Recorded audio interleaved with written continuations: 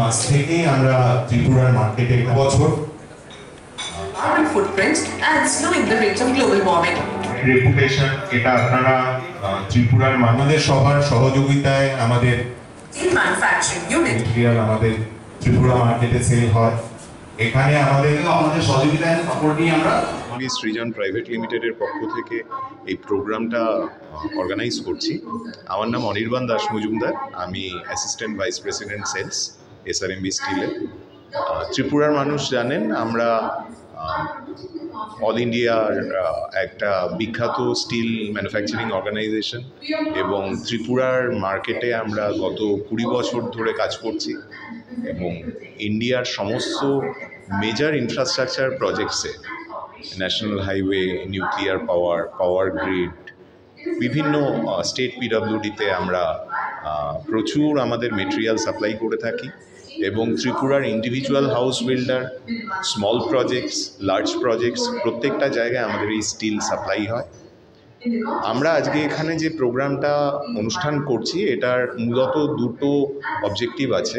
এক তো আমরা খুব হাই স্ট্রেংথ একটা স্টিল লঞ্চ করছি, এটা আর্থকুয়েক রেজিস্ট্যান্ট এবং লো অ্যালয় স্টিল, একাধারে সেটা কোরোশন রেজিস্ট্যান্ট এবং আর্থকুয়েক রেজিস্ট্যান্ট। এটা হচ্ছে আমাদের FE 550D গ্রেড TMT বার।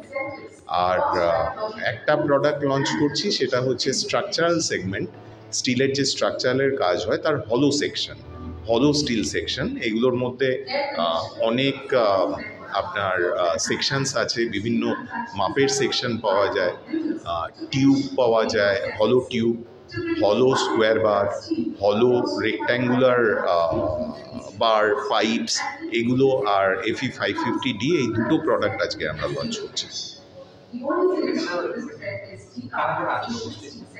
এখানে আজকে মূলত আমাদের ইঞ্জিনিয়াররা এসছেন ওয়েস্ট ত্রিপুরার এবং আমাদের এখানে কিছু মেজর ডিলার ডিস্ট্রিবিউটারকেও আমরা ইনভাইট করেছি, কারণ প্রোডাক্টটা যখন লঞ্চ হচ্ছে যারা সেটা নিয়ে রিসেল করবেন বা ট্রেড করবেন এবং যারা সেটা নিয়ে ইঞ্জিনিয়ারিং কাজ করবেন তাদের দুজনের কাছেই বেসিক অবজেক্টিভ তার টেকনিক্যাল ডিটেলসটা পৌঁছে দেওয়াটা খুব দরকার বলে আমাদের মনে হয়। তাই জন্যই এই প্রোগ্রামটা অর্গানাইজ করা আজকে।